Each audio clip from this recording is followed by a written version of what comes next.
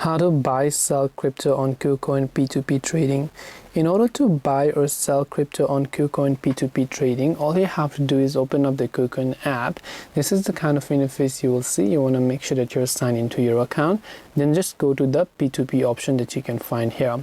Now to buy, you can simply come to the buy option, select on which currency that you would like to buy with over here, what you might want, and what are the available currencies. And once done, you can just hit the buy option over here, and once you've done that, you will be able to basically buy them.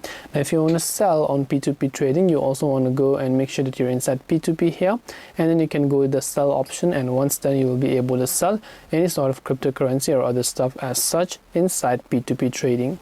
This way you will be able to buy or sell crypto on KuCoin P2P Trading. Hope this video was very helpful. If you have got any more questions, feel free to also leave them down below. Thank you for watching till the very end of this tutorial, and as always, see you soon in our next video.